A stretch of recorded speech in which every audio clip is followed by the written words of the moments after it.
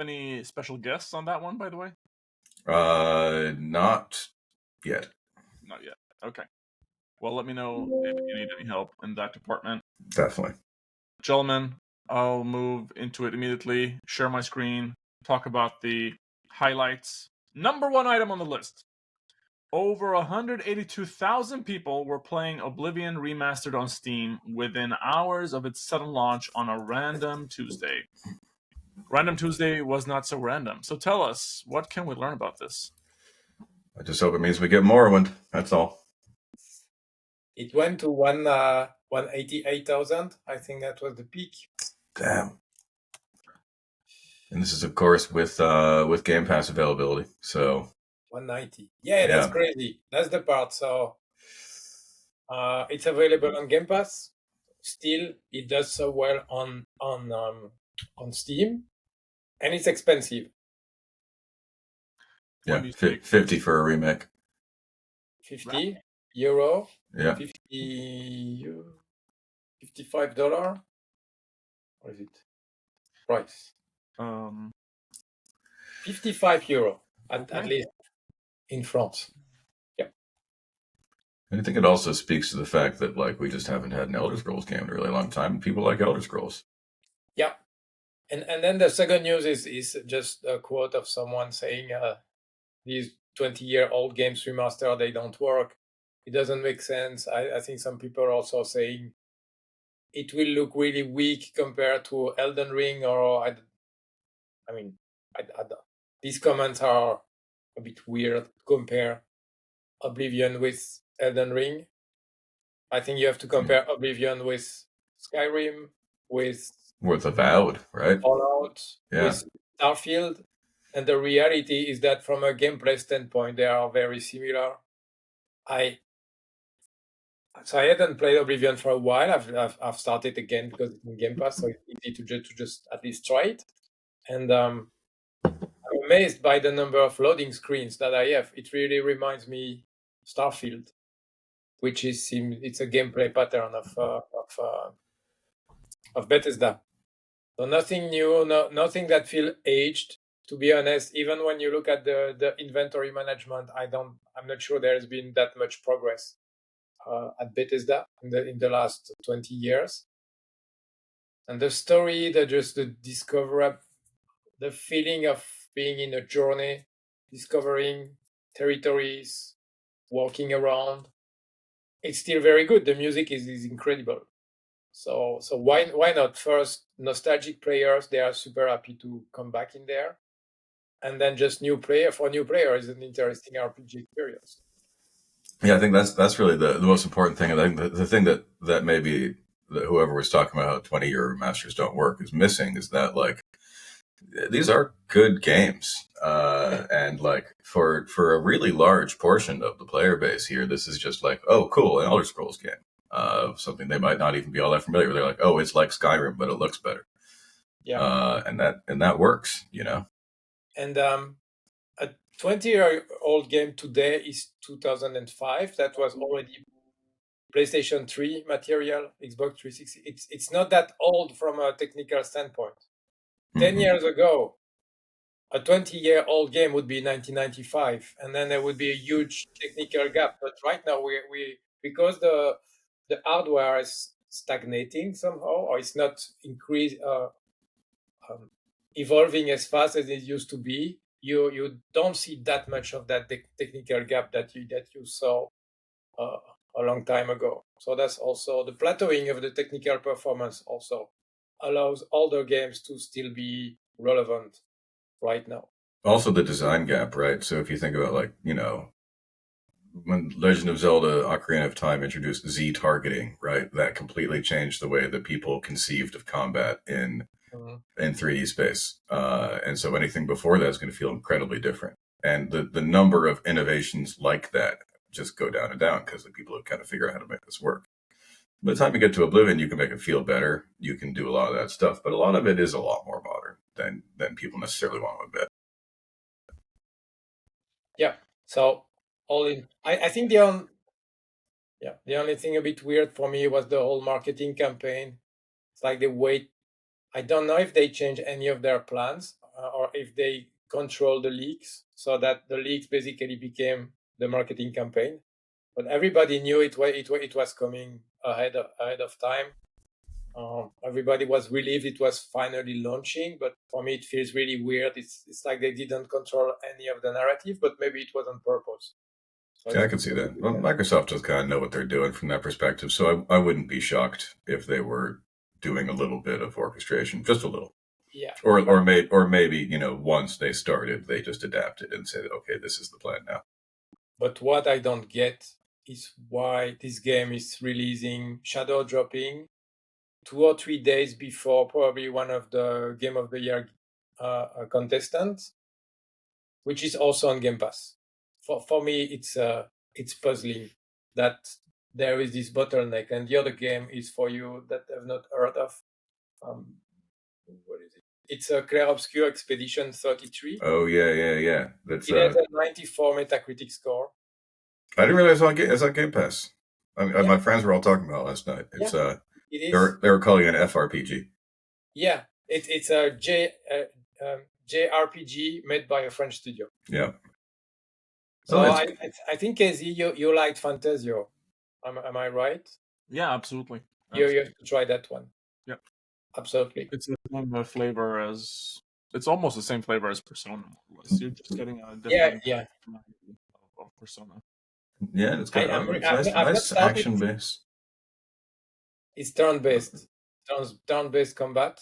But its setup is in France, I think, Revolution or around that time. So I'm really curious as living in France to see how it is. But it's quite cool, actually. And apparently everything is top-notch. Yes. I feel like there's some vibes from the Order. Or Order 1886, was it? Yeah, similar kind of late 19th century thing going on. Yeah. The era is similar, yeah, absolutely. Yeah, it's slightly fantastical late 19th century. In the same way that you had some Final Fantasy games that were also around that time, right? They were not all Japanese. Yeah, it's got good style, but it's still like removed from modern fashion. It's like legible, but also fantastic. I feel like it works pretty well for a fantasy RPG. Yeah. So, and it's funny, the publisher is talking about the Barbenheimer moment. You remember the release of Barbie? Yeah. Barbenheimer. Can these games be complementary? I don't know, because from a game time standpoint, these are both big games. So it's gonna be similar demographics too. I feel like are interested in these things. So, but all in all, I don't understand from the outside why they would release the two games so close to each other, while they are both contributing to the engagement in Game Pass.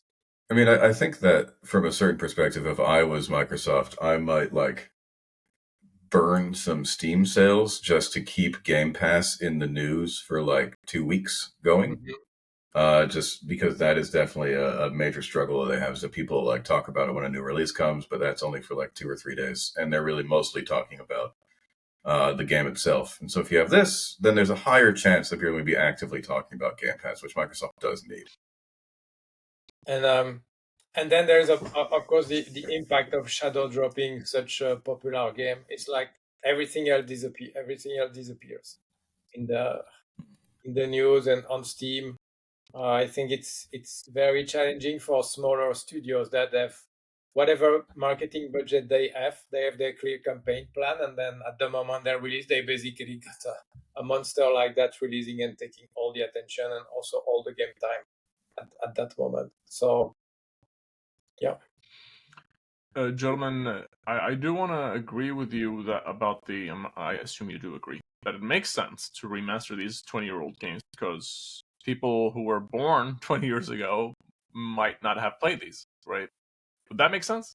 I mean, is that the target? And I think in just a basic way, right? Like, remastering a game like this is going to be cheaper than making a new game, and making a new game does not give you significantly higher chances of financial success. So, like, why wouldn't you? And I think the aging of your game will move the needle whether you need a remaster or a remake. Mm-hmm. How are they messaging this? Is this a remaster or a remake? Absolutely remaster. Yeah. Okay, yeah. Because I hear like the action is sufficiently different to make it feel very different, but I guess that can still fall under remaster. It's the Unreal Engine for the world, for the visual, but I think it's still the old engine when it comes to combat and some other stuff like that under the hood.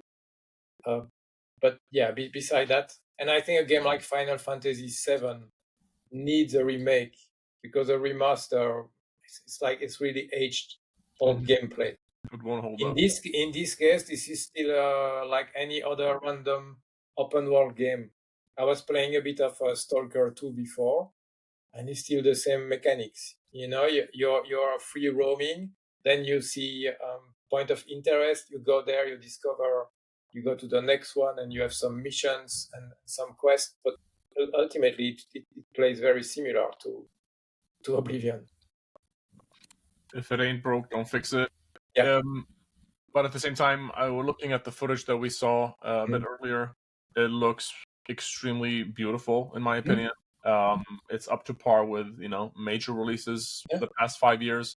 And in my opinion, games don't necessarily need to look prettier than that. I mean, that was still impressive in many ways. And visuals were a huge part of the original Oblivion launch. I still remember looking at those screenshots and thinking, oh my god, it's Morrowind, but it's photorealistic.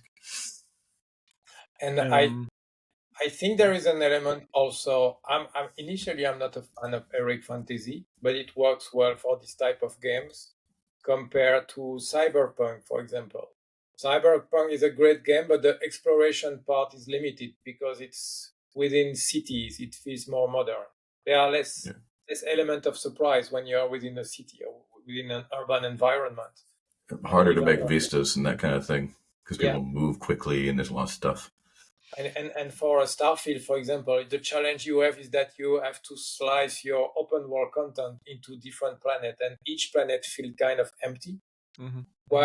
While games like Oblivion, Skyrim, Kingdom Come also, and The Witcher, you have this.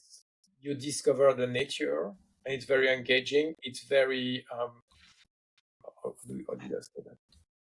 It transports you in another world. You know, the escapism is very high, I think, for these games because you can just walk around and if you are in any forest, but it's a different place. Sense of discovery. Yeah, I feel like to that point, nobody looked at Mass Effect 2 and said, "Oh yeah, let's not do that." Because if I remember, was it 2 or 3, the one where you go to random planets and there was just empty, nothing was there.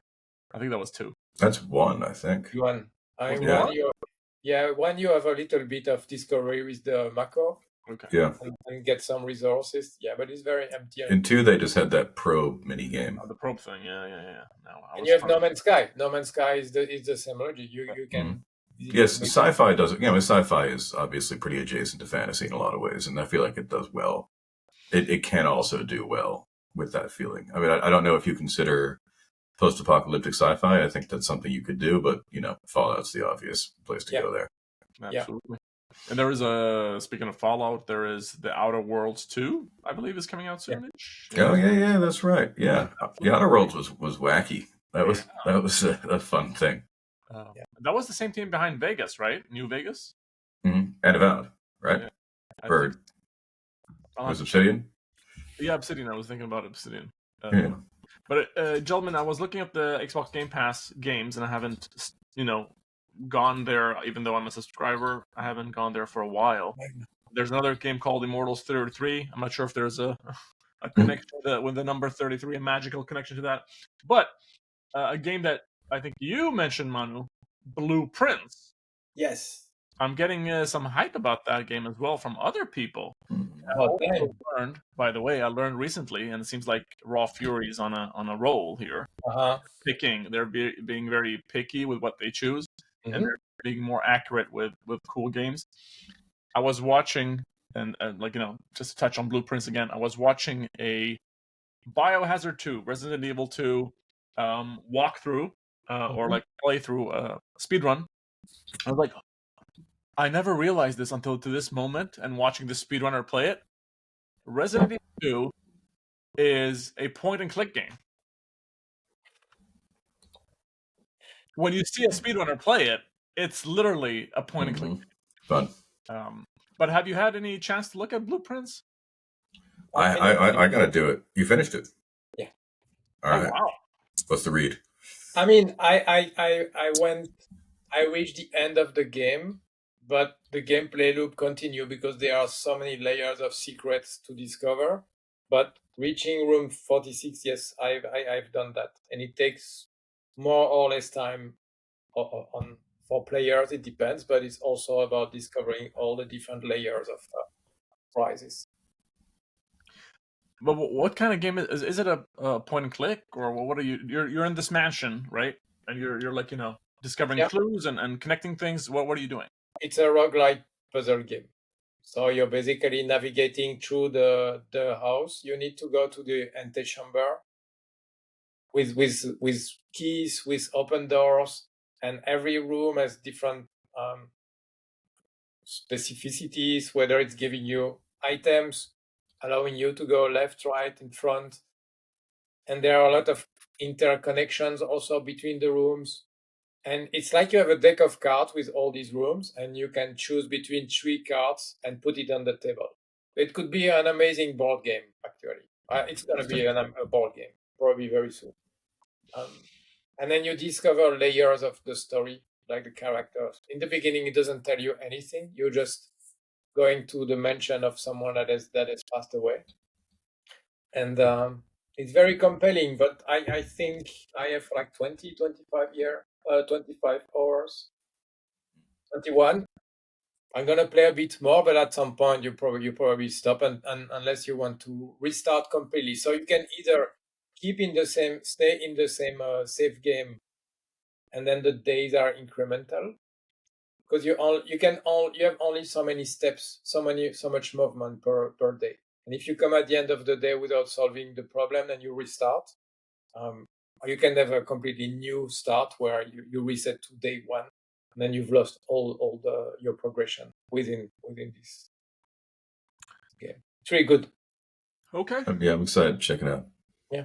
I feel like I would like to check it out as well. And like the first day you do is maybe 10 minutes, but then when you get all the items and all the progression, maybe a run is like 30 or 40 minutes, because you go closer and closer each time. So there is this increment element. So yeah, and then if we're talking about Game Pass, as I said, I played Stalker 2. I started it, and then another one that's quite quite good is South of Midnight. Yeah, you can have a look at it. South of Midnight. Yeah. So the reality is that there are too many games unless you're a professional gamer. You don't have time for all of these one. It's just it's crazy, and good games. It's not just average content; it's just good game. Yeah, it's too. One wonders what would happen if they had been able to have this pace of content closer to the launch of Game Pass, when it was such a bigger part of the conversation. Man, that's a pretty looking game, isn't it? It's really the gameplay is rather basic. You have like 2 key powers, and then some parkour, and then some fights. But the setup, the scenery, it's happening in Louisiana kind of thing. Yeah. It's kind of ambiance, and it's very beautiful, and it's very interesting. Characters, everything is really good. I mean, is this Uncharted meets? No. Okay, what are we looking at then? It's more of a, I don't know, little adventure games with some. There's not even like side stories or anything there. It's just rather a corridor approach, but with some. Yeah, no, it's not Uncharted. It's not Uncharted. Uncharted is story driven. This is not story driven, but the setting is deep enough that it feels more interesting than a random type of game like that. So it's corridor, but not story driven. That's interesting. Yeah,